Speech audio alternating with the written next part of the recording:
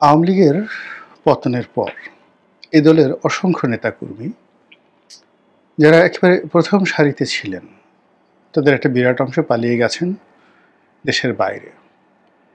আরেকটি অংশ দেশের মধ্যে ঘাপটি মেরে আছেন। তারা ঠিকই নিরাপদ দূরত্ব থেকে ব্যবসা চালিয়ে যাচ্ছেন, বাণিজ্য চালিয়ে যাচ্ছেন, এমনকি অনেকে এলাকার কর্তৃত্ব পর্যন্ত বহাল রেখেছেন। আবার যারা তুলনামূলকভাবে নেতা ঠিক নন কিন্তু শীর্ষ কর্মী, আওয়ামী লীগ জামানাতে দাপট দেখিয়েছেন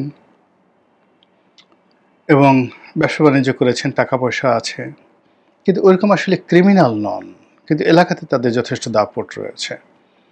এখন এদের মধ্যে অনেকে হয়তো দফাদার, কেউ হয়তো চৌকিদার, তারপরে কেউ হয়তো ইউনিয়ন পরিষদের মেম্বার অথবা কোনো বাজার কমিটির সভাপতি বা সেক্রেটারি। এরকম অবস্থায় সারা বাংলাদেশে যে লক্ষ লক্ষ মানুষ গত 15 বছর ধরে, অর্থাৎ আওয়ামী লীগের জামানাতে, যারা সমাজে নিজেদের অবস্থানকে পাকাপোক্ত করে রেখেছিল, তো সেই মানুষগুলিকে এখনো তাড়ানো যায়নি, তাদের প্রভাব প্রতিপত্তি এখনো কমানো যায়নি।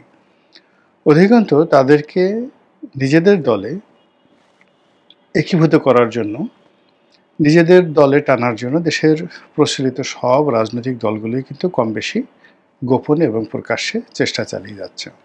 আমরা যারা এই ঢাকা শহরে থাকি এবং এখানে বসে রাজনীতির নানা রকম সমীকরণ মেলানোর চেষ্টা করছি, তারা যে আতঙ্কগুলো অনুভব করছি বা যে রাজনৈতিক সমীকরণগুলো আমরা দেখতে পাচ্ছি, কিন্তু বিএনপি, জামাত, জাতীয় পার্টি, এনসিপি, তাদের যারা নেতৃবৃন্দ রয়েছেন তৃণমূলে, এমনকি যে সকল এলাকাতে ধরুন গণ অধিকার পরিষদ, তাদের তো বেশ কয়েকটি সিটে তারা নির্বাচন করবে বলে প্রস্তুতি নিচ্ছে, সেখানে এই আওয়ামী লীগের যারা ভোটার রয়েছে তাদেরকে নিয়ে যে সকল লঙ্কাকাণ্ড ঘটছে, সেই লঙ্কাকাণ্ড নিয়ে মূলত আজকের এই ভিডিও। বিএনপির একজন শীর্ষ নেতা এবং খুবই জনপ্রিয় একজন নেতা, মন্ত্রী ছিলেন। আমার সঙ্গে তার খুব ব্যক্তিগত বন্ধুত্ব রয়েছে এবং তিনি আগামীতে একটি আসন থেকে নির্বাচন করবেন। এজন্য একেবারে সর্বশক্তি দিয়ে তিনি সর্বাধিক চেষ্টা চালিয়ে যাচ্ছেন। দলের পক্ষে যত প্রচারণা করা দরকার, নিজের পক্ষে যত প্রচারণা করা দরকার এবং দলের মধ্যে যারা প্রতিদ্বন্দ্বী রয়েছেন তাদেরকে মোকাবেলা করার জন্য সকল কাজ তিনি করে যাচ্ছেন। কিন্তু সমস্যা হচ্ছে যে আমি যার কথা বলছি তিনি একেবারে বলতে গেলে হোমোজেনিয়াস বিএনপি। তার শুরু ছাত্রদল দিয়ে, তারপর একটা সময় তারেক রহমান সাহেবের খুবই ঘনিষ্ঠ ছিলেন, আর ঘনিষ্ঠ থাকার কারণে একাধিকবার তিনি এমপি হয়েছেন, মন্ত্রী হয়েছেন। শহীদ প্রেসিডেন্ট জিয়াউর রহমান সাহেবের সঙ্গে তার খুব ভালো সম্পর্ক ছিল। তার নির্বাচনী এলাকাতেও তিনি অসম্ভব জনপ্রিয়। তার স্ত্রী, তিনিও বিএনপির শীর্ষস্থানীয় নেত্রী এবং বিশ্ববিদ্যালয়ে থাকাকালীন অবস্থায় ছাত্র রাজনীতিতে সেই ভদ্রমহিলার যে নামডাক, এটা মানে যে সকল মহিলা নেত্রী রয়েছেন তাদের মধ্যে তিনি শীর্ষ অবস্থানে তখনও ছিলেন, এখনও আছেন। তো সেই ভদ্রলোক আমাকে টেলিফোন করে বলছিলেন যে রনি ভাই, আসলে এই বিষয়টি নিয়ে আপনি কিছু বলুন।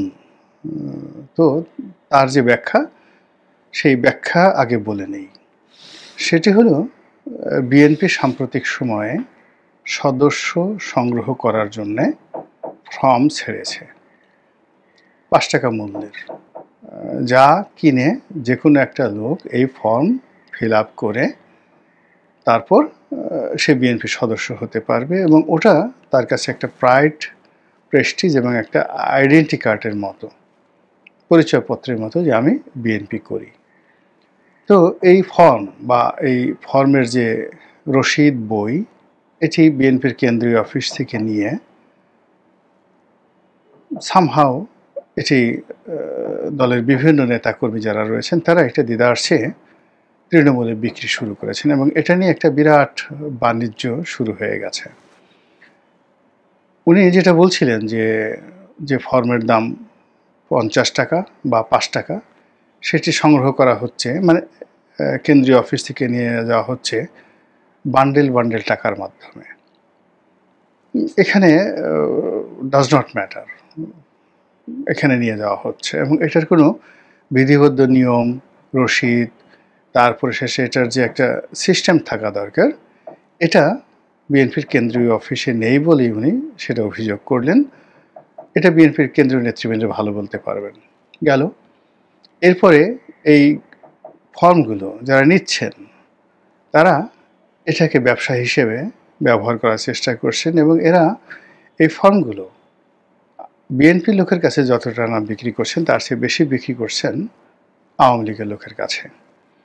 এবং এতে করে দেখা গেল যে যে সকল এলাকাতে রাজনীতির প্রতিদ্বন্দ্বিতা রয়েছে, এখন ধরুন আমি যার নাম বলছি তার নাম তার প্রতিদ্বন্দ্বী যিনি আছেন তিনি তো ক্ষয়ের অনেক টাকা আছে এবং যাকে বলা হয় তিনি 2 হাতে টাকা খরচ করতে পারেন, কিন্তু বিএনপি রাজনীতিতে তার ওরকম কোনো ভূমিকাও নেই, লেখাপড়াও নেই, আবার গ্রহণযোগ্যতাও নেই। তার শুধুমাত্র একমাত্র শক্তি হলো টাকা।